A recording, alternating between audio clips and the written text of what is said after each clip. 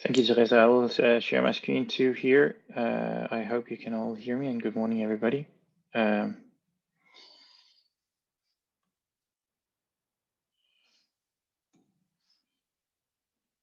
If you just give me a thumbs up on whether you see, okay, great, and you hear me too. Thanks a lot, Teresa, for the introduction here, and just very briefly, my name is Jeppe Mikkel Jensen. I'm the project manager for the EU Energy Poverty Advisory Hub, which is what Teresa said, sort of the, let's say, the phase 2 of the energy poverty activities carried out by DGNR. I'll give you a very brief sort of run through the Energy Poverty Advisory Hub and our activities. As Teresa mentioned, we are a fairly sort of new ship that's been set at sea, and we will therefore a lot of the things I will present to you will be what we'll be doing in the future, and a bit sort of on the background of our current sort of plan forward, which will very much mime also many of the things Teresa has been mentioning. As you can see, sort of we are, I think this is kind of a very classical vision and mission slide, so to speak, but I think what I should perhaps here have put in bold is the emphasis on the local level here and the civil society organization, because this is really the entry point of our activities. As Teresa said, and also as Stefan Bosarowski here is very familiar with, the Energy Poverty Observatory has provided a very sort of solid foundation for moving into a more action-oriented approach to tackling energy poverty. So as you can see here, also as mentioned by Teresa, this is somehow the step 2 of activities carried out by the European Commission's Director General for Energy. And you can see here our consortium consists of my organization, Climate Alliance, which is in numbers the world's largest city network with more than 1,800 municipalities. I think our good colleagues in C40 are bigger when it comes to population, but when it comes to members, Climate Alliance are larger, meaning that we are actually a network of primarily small and medium-sized municipalities. We have Nova University in Lisbon, and we have IS4 from Rome, and Ecoservice from Barcelona, really dealing with energy poverty activities on the ground and sort of in the local tissues, dealing with the challenges there, as well as our IT developers, who's also very familiar with the topics here. As Teresa said, the energy, we are really standing on sort of the shoulders of the Energy Poverty Observatory and all the activities carried out there. I'm sure that Stefan, you will be able to give us a much longer presentations than these few bullets here I lined up here. But as Teresa said, the focus on sort of on sort of bringing the topic on the agenda and also the inclusion of energy poverty in the national energy and climate plans back then has really also been provided a more general national focus from the Energy Poverty Observatory than we will be having with the next step here on the advisory hub. This we will be having with sort of in close collaboration with the Covenant of Mayors, similar to previously. However, this time we will be working. I don't know if you're familiar with the Covenant of Mayors, but the Covenant of Mayors is dealing with 3 different pillars. One is mitigation of actions. One is adaptation actions at local level, and the third one is access to energy, which is in the European context is translated into energy poverty. And and we will be working directly with our expertise in the advisory hub. We'll be working directly with the Covenant of Mayors and the Covenant community to sort of to develop the methodology for local authorities in being able to sort of assess the status, as well as guidance on planning and implementing energy poverty actions. So mainstreaming that process.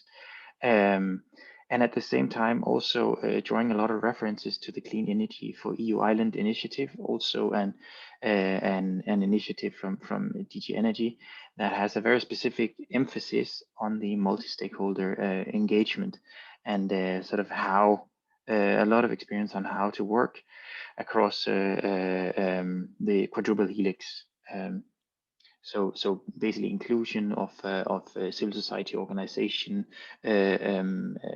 the private sector, as well as academia, in order to tackle the climate change challenges. As you can see here, basically our focus is here again. It's about bottom-up activities. We will be dealing with the local authorities, as I said, together with the Covenant community.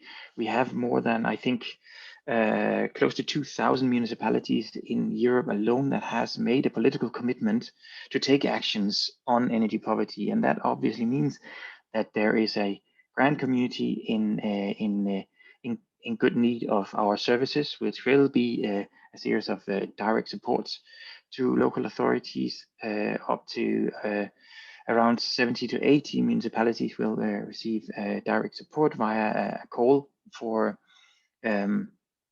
proposals. At the same time, we'll also make sort of a series of mass online instruction videos and curriculums to follow, as well as sort of help desk activities, and obviously a series of publications that can guide along the way based on our sort of, in particular this year's research on actions on the ground, very focused on cases and good inspirational material. And this good inspirational material also sort of is our driver for working on the additional levels of our governance system, simply by emphasizing the power of the good example at local level. We will also be collaborating obviously closely with Teresa and the colleagues in the European Commission on emphasizing the importance of energy poverty on both the national agenda, but also the regional authorities agenda, and sort of together create, similar to what has happened with the Covenant of Mayors on the mitigation and adaptation level, sort of a kind of a trickle-up effect, showing that that there is that the local authorities can actually contribute actively to the national authorities, so the member states' expression of actions at the national energy and climate plans. So so the local level is where the actions are to be implemented, and these actions contribute directly to the national government's goals on energy poverty. This we will be doing from with a sort of centralized sort of Brussels office, but in a decentralized manner, sort of as the core in Brussels, with a series of antennas, as you can see, covering a bit most of the European map. That will serve as sort of disseminators, but also to ensure that that the distance to the advisory hub will be as close as possible. So you can see here the antennas will also be hosting events. They'll be disseminating information, etc. At the same time, as part of our direct support to the local authorities, we will also be teaming up with national expert organizations. As you can see here, the map here sort of has scattered sort of both both technical and social expertise nationally, simply to ensure that when that the expertise and the guidance provided to the local authorities is as, let's say, close to not only geographical but also in terms of sort of cultural, language-wise, and political, regulatory to the beneficiary of our support. So you can sort of consider it the support as a kind of a trio between the municipality, the Energy Poverty Advisory Hub, and national experts in our way of making local work plans for actions on the ground. So you'd see here some of the main outcomes. It's as I said, this is for the future, but we are sort of working on building the whole machinery. So unfortunately, I don't have, as you can see, a lot of pictures with people working together or workshops or activities on the ground yet. But this is to come later on. We will sort of kickstart sort of the activities on the ground in year 2. Just 2 more slides here in terms of the outcome. Sort of also, as Teresa mentioned, we will have a focus on the research. We will have a focus also on indicators, but try to look more at the local indicators, also tightly connected to the Covenant of Mayors activities, in order for local authorities to make an assessment and have a selection of indicators that they, with their actions on the ground, can actually change. You can sometimes have national indicators that can be slightly discouraging for municipalities if they invest a lot of time, resources, and funds into a very successful project. But obviously, this may be just a drop in the ocean at national indicators. So sort of indicators that can sort of show the impact as well as encourage for more activities is something that we'll be focusing a lot on at the local level. That can obviously also be closely connected to the national indicators as well.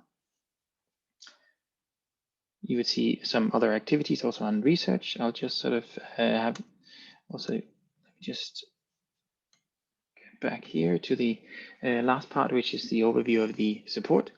As I mentioned, sort of online courses, small videos, short videos, also to the introduction of the topic, and physical and like here online activities, as well as our help desk.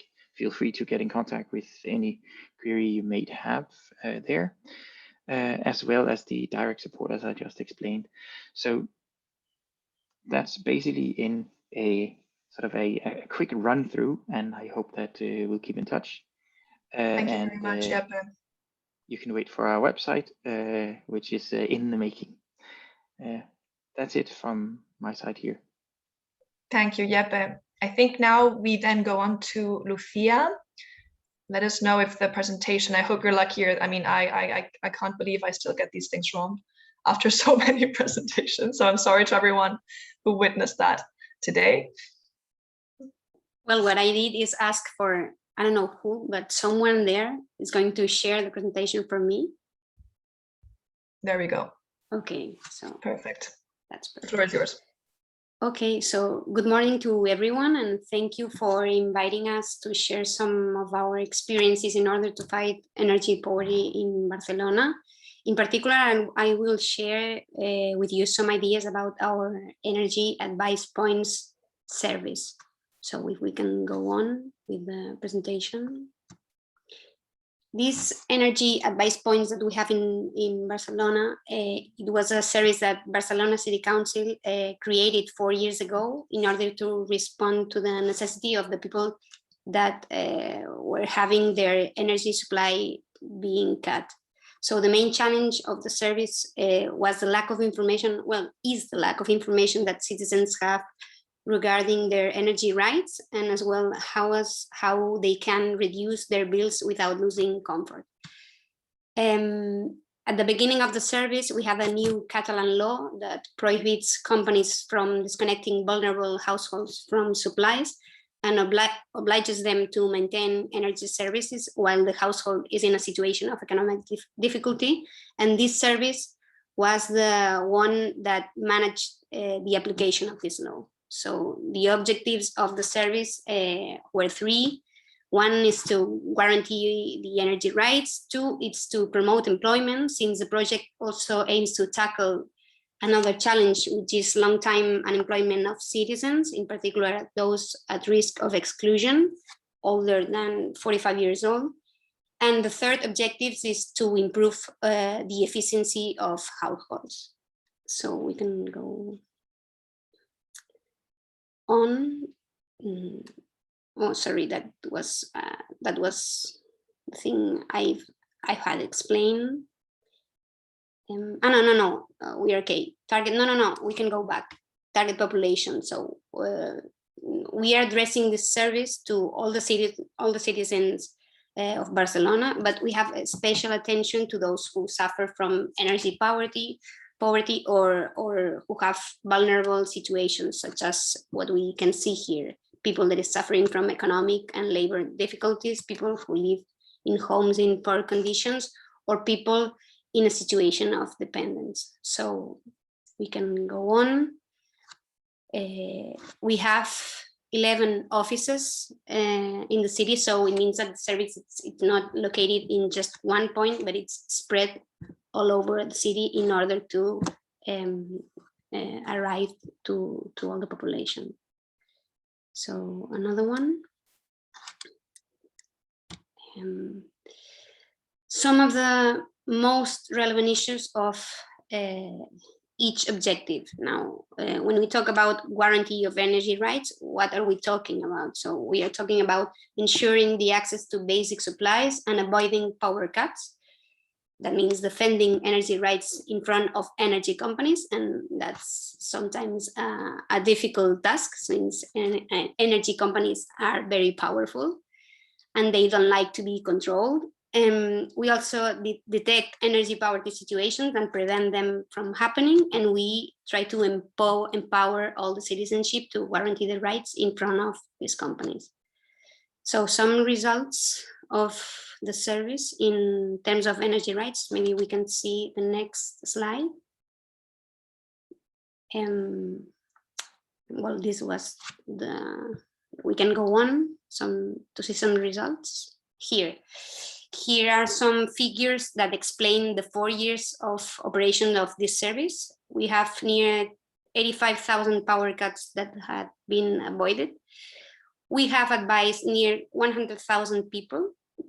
And now we are attending 2,000 people per month, which means twice the number of people since the beginning of the service in 2017. So some more figures in the next slide. Here's the people profile, some data that can be useful to know who are we working with. You can see how the data show that we are attending mostly people that are in precarious working conditions, and also a high percentage of women over 69 years old, or also single parent households, which are usually, of course, households that are women with children. So what we see clearly is how this patriarchy, structural society, results in the feminization of poverty.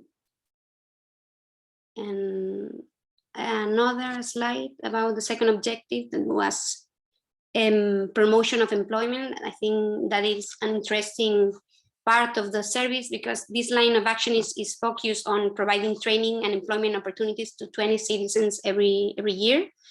And that means that the project specifically trains long-term unemployment citizens that are over 45 years old to work under the first line of action, as they are working as energy information agents, and they are also home energy agents that are working with the citizens. And in 2020, the Promotion Employment Plan has obtained the highest data of insertion success from the start of the service. That means that the 80% of the participants in the last orientation plan of the service had found work once they had ended its contract with the Energy Advice Point service. And the next slide, I think it's the last one about the third objective of the service. That was the improvement of the efficiency of households. This means that there is a diagnosis of the home in relation to efficiency to detect, in order to detect malfunctions and also fraud in supplies and energy bills.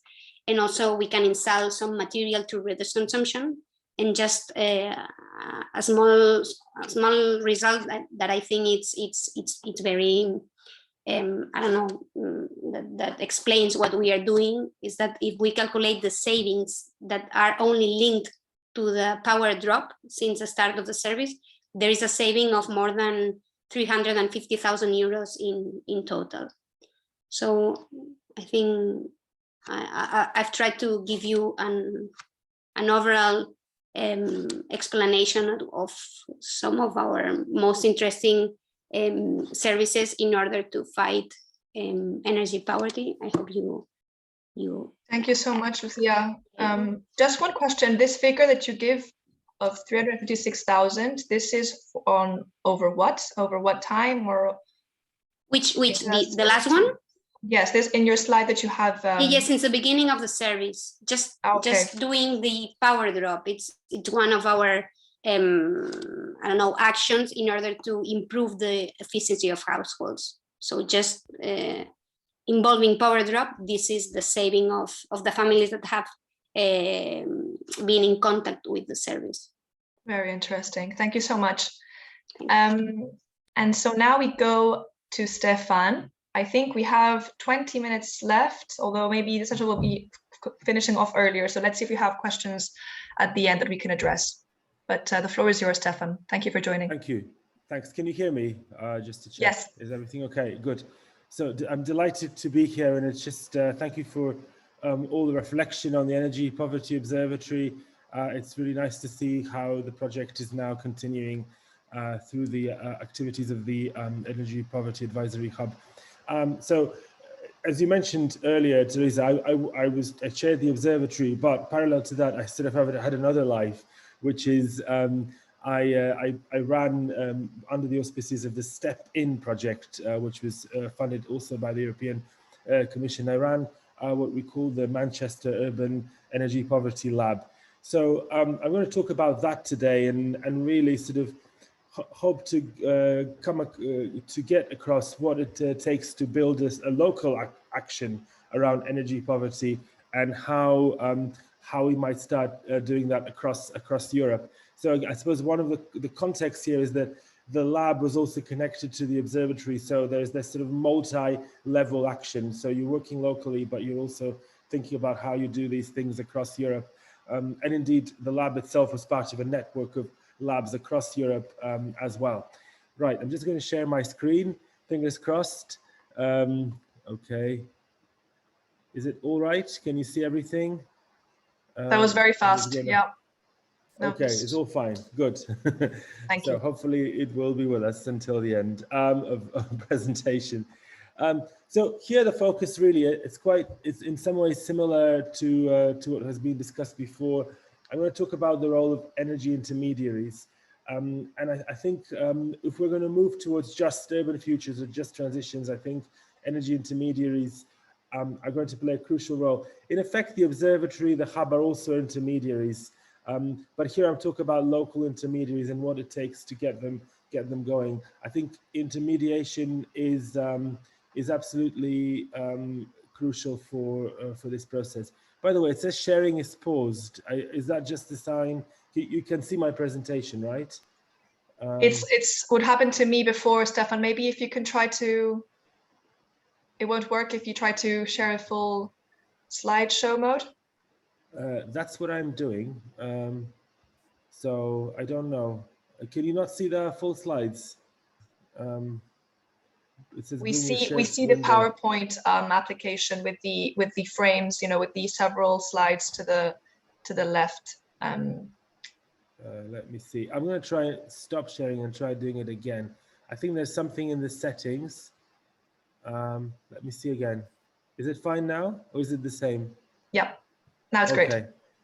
All right. So here, one of our tenets is what we call the 3 E's of inclusive urban decarbonization. So here, the idea is really that you start from some principles in building these labs. And I call them 3's. I think it's just a way of summarizing what we're trying to say. First of all is efficiency. So a lot of it is about improving the energy performance of the residential stock of housing, appliances, infrastructures. Equity is absolutely the principle that you need to address energy poverty first and foremost, and engagement. So making sure that people are first and not buildings. This is one challenge I think that I'd like to discuss. A lot of the policies that we have are about buildings, so they're object-focused policies. But I think despite the fact that we are investing in objects, it has to be a subject-based policy. It's about people and really ensuring that communities are mobilized in every possible way and that you develop trust, because trust and respect is a key challenge with working with energy poor households. In a sense, when we work with energy poverty, we're going beyond just technical challenges. That's why I don't think we'll never really get to a position where we can fully eradicate it, because we're working with social structures. We can improve even in the countries that have very good energy efficiency. We still also need to work with the inequality aspect, and this is why we have to work with communities and we have to work with trust. Now, in the lab, again, I should mention, funded by Step In, and really it was Step In that helped us put this together. We worked, it's one of the very few times when you develop a lab. So you experiment, you experiment in the sense that the whole city is your laboratory, and you do this iteratively. So you implement a set of policies, and then you check what you've done well, what you haven't done well, you evaluate, and then you do it again. So this lab effectively was really a sort of vehicle to deliver these tools, but also deliver them in a kind of iterative way. So there was lots of intermediaries, lots of energy advice, but also lots of social capacity building. And one thing that we do have in Manchester, and I'm not sure how common it is elsewhere, but due to austerity and particularly due to the withdrawal of state services, there's lots of people who are struggling with issues around health and well-being. And that's why a lot of the lab is about building social capacities, building relations, being emotional well-being. In effect, we had lots of households who were struggling with mental health and well-being issues that were in energy poverty. This is perhaps less of a challenge in other countries where you do have those services still functioning in some way or other, but in the UK, they've been heavily cut. Now, Greater Manchester itself, some of you may have heard about Manchester, but we're talking about Greater Manchester here, which is a bigger functional urban area where there are two cities effectively inside. There are many metropolitan boroughs.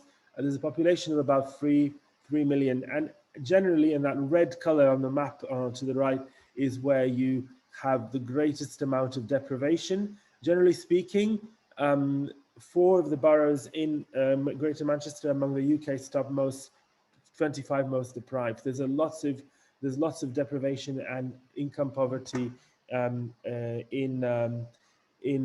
Manchester, in Greater Manchester. So, okay, when I did this slide, I thought maybe I should do like a cooking pot and have different sort of ingredients that go into it. But this is what I think you need for an urban living lab. You need an ecosystem of supportive actors. So you have to get your municipality. It's good to have your municipality in. If you're going to develop a lab, you need the third sector, you need academia, you need business. So you need also a set of trusted intermediaries. So people who can implement the lab on the ground, who work with local people. You need this notion of experimentation and iteration. So working in a reflexive way, acknowledging that the best solutions don't necessarily just come from the sky. You need to adapt them locally, and you need to really think about what the most customized set of tools is for the given location. You need money. You cannot absolutely work. I mean, you can, but it's very difficult to work on volunteer resources alone. So Step-In was an initial vehicle. Now we're searching for funding to continue. And of course, I think this is something very important. Again, we can discuss it, but I would call it the willingness to undertake the care, the emotional work, the infrastructural work, but also the city building work that is needed to address energy poverty. Because energy poverty is something that is kind of invisible. It's in the interstices of different policies. It's in the interstices of experience, because you really need to go inside a household and to work on the doorstep through an intermediary to establish what everyone's needs are. They are very customized and very context specific.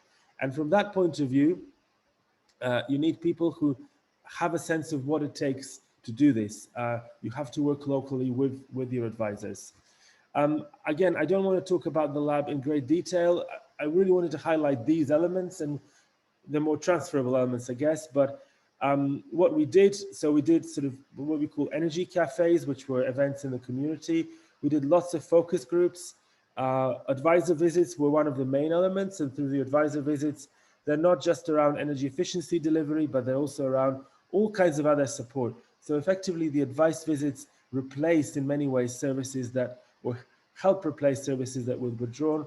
And we did also lots of monitoring, lots of targeted measurement of energy consumption, although that was more challenging to do rather than the advisor visits where we exceeded some of our targets. I should say that the last bit, and we're just now collecting this and we're going to be hopefully publishing it soon, the last iteration of the lab took place entirely during the COVID-19 crisis. So we did all of this remotely with some element of dropping off equipment, but we couldn't legally do it through physical visits. So we still did lots of phone consultations. So we have lots of now experience around how you do this advice and how you work with people through a remote mechanism. And I should say, we did also online focus groups. I should say there are ways, there are alternatives, but we still need to improve them. However, we have some initial experiences. Lots of households got advice. There were over almost 600 households. We installed around 700 small measures. We did lots of referrals to other services, which I think is one of the most beneficial aspects, where other services can provide support that people didn't know they were there. We got around 9% bill reduction. I should say this is an underestimate of 8.47 because it's an average of the 3 iterations. So we established that we think that it's about 9% or more, the bill reduction, despite improved quality of life that we got through across the lifetime of the lab. One of the biggest bill reductions, where it came from, was really helping people maximize their energy bills through engagement with energy suppliers, because often they were paying much more than they should be because they had not switched properly.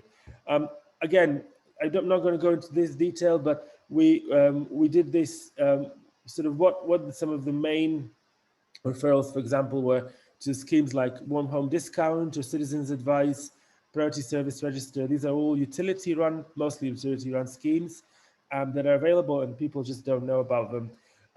We could maybe reflect on the issue of boiler upgrades, because we did suggest some and they were implemented. They help people a lot, but they're not a sustainable way forward. However, we don't have yet the legal framework and systems to promote heat pumps, which I think is an ideal solution. Boiler upgrades are not ideal from that perspective. We got quite a lot of decreases, particularly in the first 2 iterations of the lab, in people saying that finally they didn't have to pay so they reduced essentially their inability to pay bills on time.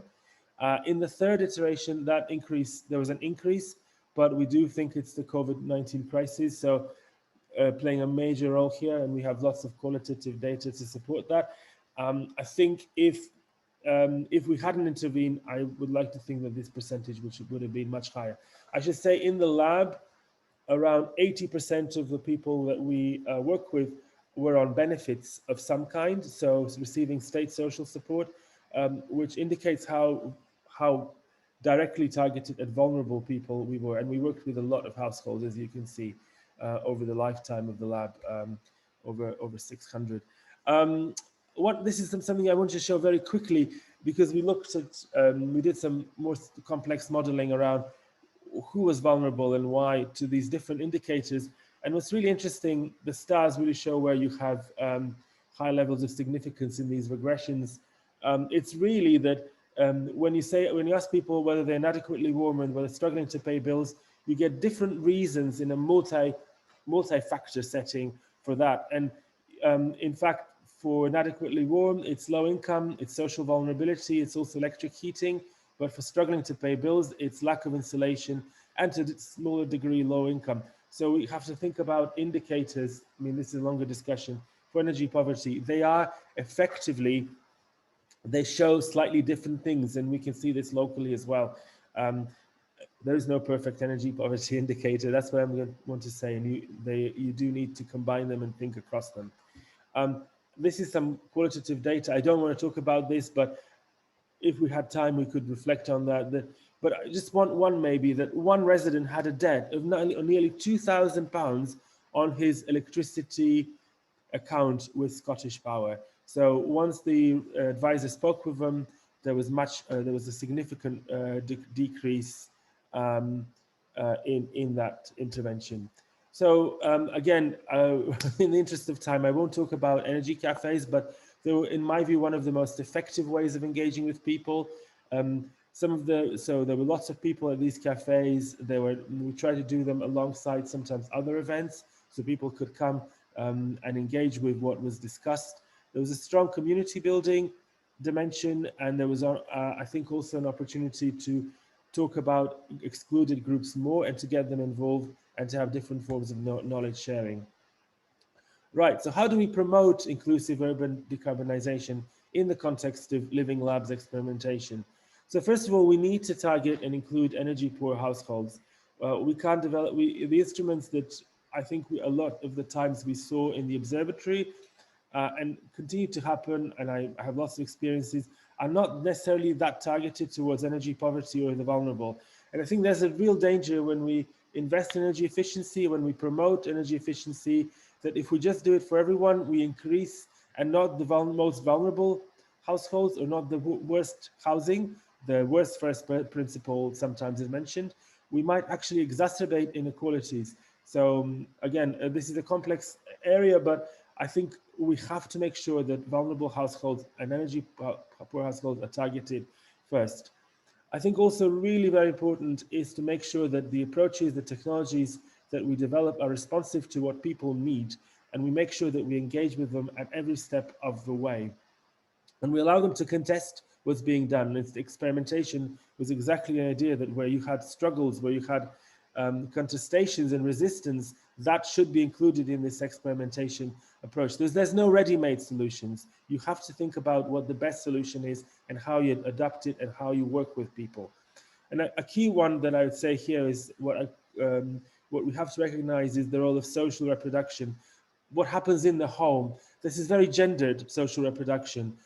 It's also actually more pronounced, and there's more of it happening among minority communities. And so we have to recognize what happens in those communities as really important in terms of addressing energy poverty. So the everyday is absolutely crucial.